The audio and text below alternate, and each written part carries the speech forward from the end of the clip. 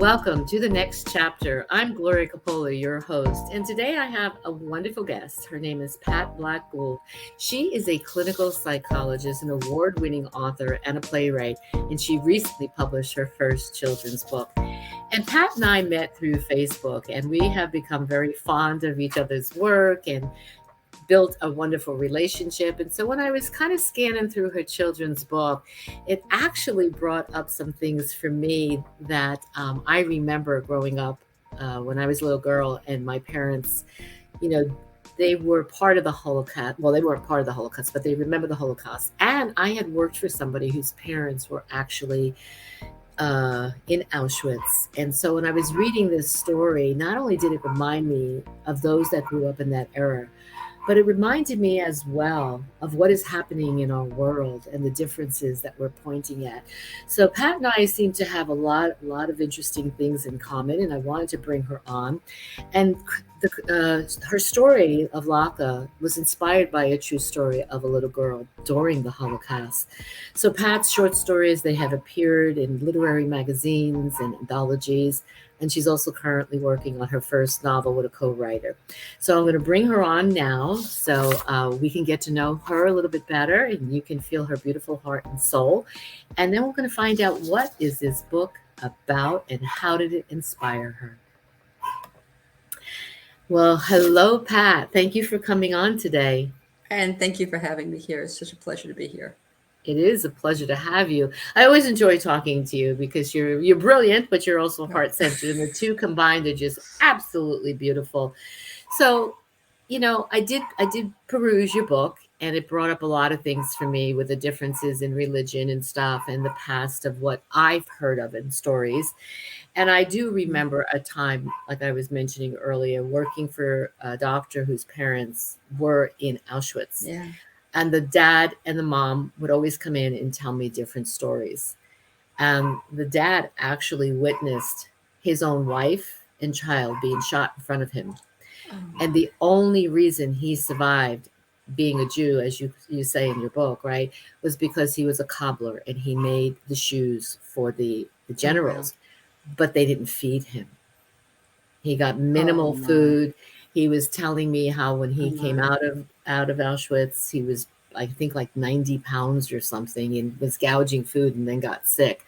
So when I was reading your story about this, lovely little girl and her mom, and then what her mom did to protect her and all, it brought up a lot for me about the stories I've heard, but it also reminded me what's happening in this world right now with the differences and how it's come to the forefront in so many ways. So maybe we'll spend a little bit and touch upon that. But first, I want to ask you, what inspired you to write this particular book?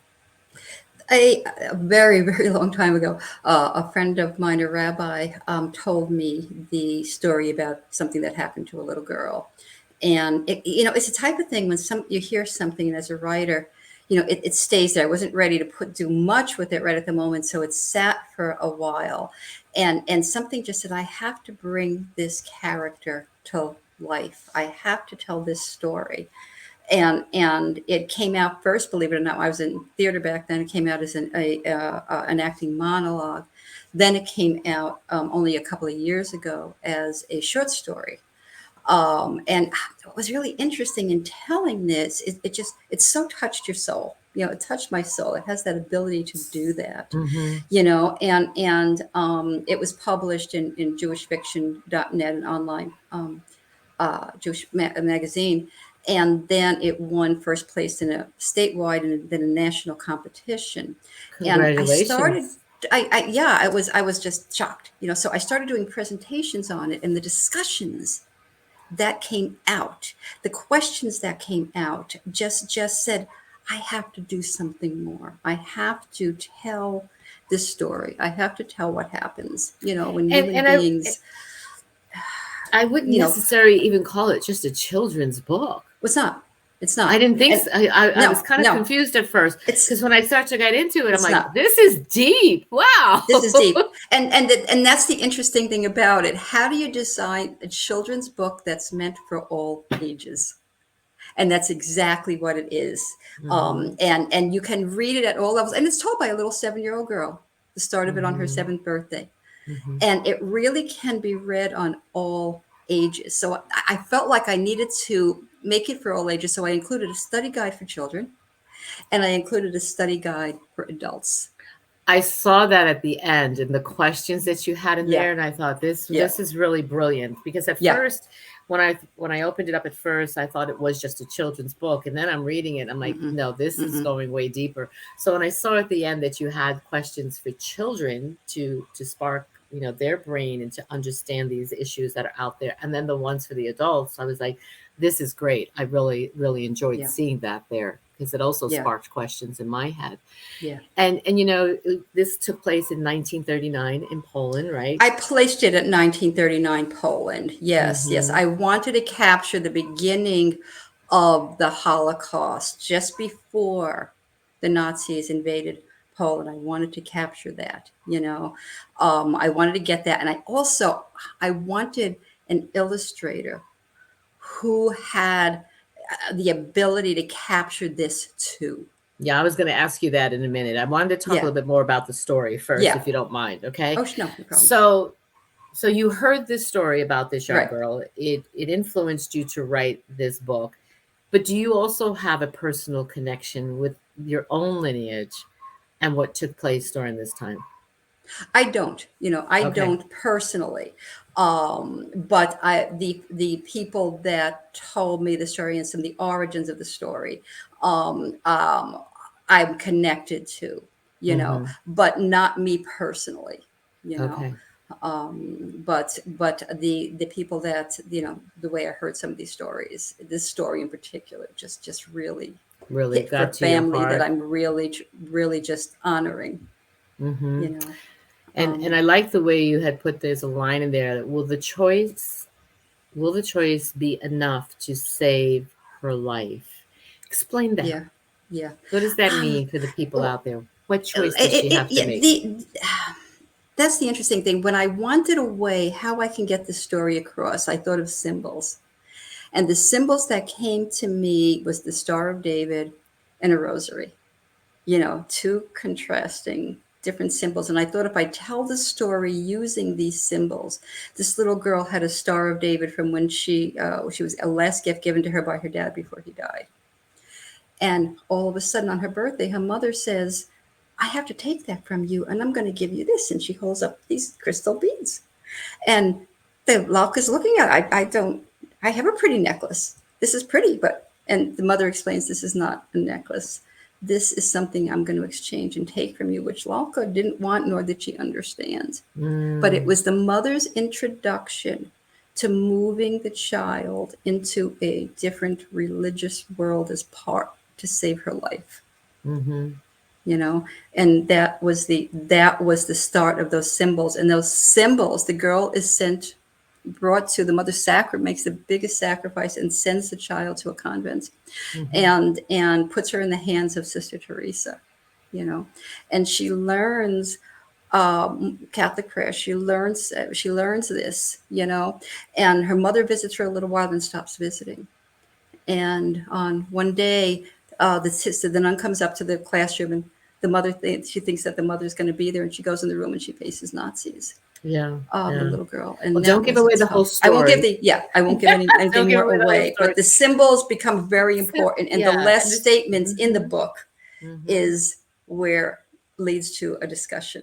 Leads to that Um, discussion, this which question, yes, leads to so many things, like I was saying earlier, just to everything in the world right now, because differences are at the forefront yes, right now, and yes, and it's triggering a lot of people. And so the story about Laka is so beautiful because it combines a lot of things in there, and we yes, won't give it all away. But she's so innocent. yeah, She can get to see perspective differently than perhaps someone who's indoctrinated for so many years, right?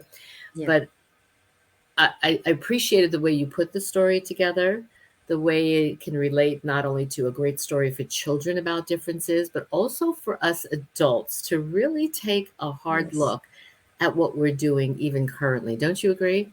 Oh, I totally did that. The interesting thing is Ukraine, what's happening in Ukraine came out during this, which was really interesting because we see this, we're writing this to say never forget. And we're saying never forget as if never forget is in the past. We're watching on TV what's happening right now. There Constantly. is Yeah. no past. There is no, We so just need to this is, learn, don't we? and we have a very hard time doing it, which is Yeah. why I felt it was so important to get this story out there, especially now, because it's Hmm. happening right It now. is happening. And And it doesn't it doesn't have matter to be if Jew. It doesn't matter who or I what. was just No, going to say that. no, It no, doesn't even matter. no, It's not even just about no, religion. no, it It isn't. no, no, it's not. It It isn't. goes way Yeah, deeper. yeah, Yeah. Yeah. yeah. So you started to talk about the illustrator. How Oh, did my you Lord. find the right illustrator? Tell us about it. I did have some difficulties at first, being a newbie to writing a children's book. I did have some problems, and was due to just my lack of knowledge. But when I finally realized, I wasn't having any luck, and I says, "What do I need? I need someone who can relate to the Holocaust because I personally couldn't, but I wanted someone who really can." So I went on a search, and in Israel, I found Katja Roy's. Wow. And Katja had just moved from Siberia a few years before, and her grandfather is a Holocaust survivor. And I said, "Oh my God, okay, we have." So we made a connection, and Katja said she has been waiting all her life to try to work on a project with the Holocaust. So we made this connection. And when she Mm. told me, and her style, as you can see, her drawings, her artwork Yeah. is Well, just the exceptional. pictures alone take you into the story. Like You're sometimes there. I found myself getting distracted with just the pictures I and know. feeling the Yeah. intensity of what she was bringing forth in that. Yeah. She was bringing her grandfather's story. And as it Hmm. turned out, her grandfather, speaking of this is pre Ukraine, her grandfather, I was so fascinated by her grandfather's story, I chose to include it in the book. Her grandfather is from Ukraine and is now living in Siberia and Hmm. is hurting to see what's happened to his old. He moved to Russia for safety, and now this is all happening in Russia. You know, Hmm. but my goal was for children nowadays to make that link. And you talk about that link. This is what's going on right now. I wanted children to see, to have the words of a Holocaust survivor. So I have his Hmm. words. I have her words as a granddaughter of a survivor. And I have a rabbi who was the son of a survivor. So I wanted children to see three different generations all put in here, discussed in Hmm. here, Hmm. you know. So I feel like I accomplished more than just a story, Yeah, I you think you know. did too. I think you did Yeah. as well. And I had to include, oh, I'm sorry. No, That's I had to okay. include one other thing because I wanted to give children hope and I wanted to give them an idea that they can work on making things better too. So I Hmm. discovered the paperclip project at, well, middle school, where they collected over 6 million paper clips to represent each Jew that died in the Holocaust. And I made a connection with them, went there to visit them. I mean, kids might not collect paper clips, but they can do something. And Hmm. that led to a whole international project of film, books, and everything. And I'll be working with them again in Hmm. the fall by going there with the book and reading the story to all the Wonderful. Well, students at the school. congratulations on that. That's a great project. Sometimes we look at, the Holocaust and that's the big one that's in our face a lot. But I have talked to so many people over the years that said, you know what, Gloria? There's been a lot of Holocausts in a lot of countries and a lot of Yes. backgrounds. So this Yes. basically, I see this as being the representation of what's happening in a lot of places that people are clueless about because it just doesn't get put in the forefront. And fortunately, Mhm. people that experienced the Holocaust had the courage, to come forward. But not everybody does. But I just No, want to acknowledge it wasn't just the Jews. It wasn't. This has exactly. happened at different times. It's happened in different places. And I remember my father telling me too, because he was in Europe during the time of this, and he said, you need to understand it happened to a lot of the surrounding countries and the peoples. Yes. and you just don't Yes. hear so much about it. So that's Right. why when I saw the part about, people coming together despite their differences is what really matters. I think that's the essence of the story too, with the rosary and the Star of David and all, and Yes. not just like a Yes. religious outlook in my feeling, Yeah. but that we need to come together with all our differences, because bottom line, we're of the same human race, Yeah. right? Yeah. I would like to think the majority of people are compassionate people, right? But Mm-hmm. it just seems that some things are kind of tilting here and there and creating that divide. And so your story is a beautiful story to help bring us together.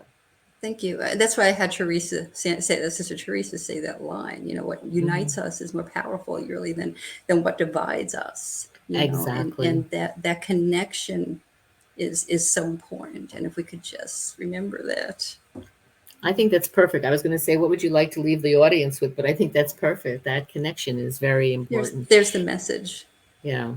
We have more Anything in else you'd common than like we to do say, maybe differences. to future writers out there that are getting involved in, different historical types of stories, even though it's a fictional story, it's based on true life? What would you Yeah. advise them? Yeah. Um, find that there's a passion. Find that story that brings the passion and love. To life, and you find that it's out there. It's out there, and it's a gift that we give as writers Hmm. to others. I gave this gift not just to this family, but to a lot more people Absolutely. I'm sure than you're that. touching hearts around the You world, know, Pat. Absolutely. Well, I want to thank you for being here today. It's been delightful learning a little bit more about the story, what provoked it, and your illustrator. I think that Ah, was brilliant because, like I said, I got drawn into some of those photos while I was reading the words. It took me deeper, it took me into that place. And oh, good. congratulations on all your awards, too. Thank you so very much. It was a pleasure to be here. Okay. Well, everybody, there you have it. So, the name of the book is called The Crystal Beads, Lalka's Journey, and they can find that on Amazon, correct? They can find it on Amazon and mostly all online stores at this point. Yes, and Okay. moving towards libraries. Yay! Yeah. Okay, so remember, it is The Crystal Beads, Lalka's Journey by Pat Black-Gould. And thanks again, everybody, for being here. Thank you, Pat. Have a beautiful day. Thank you so much.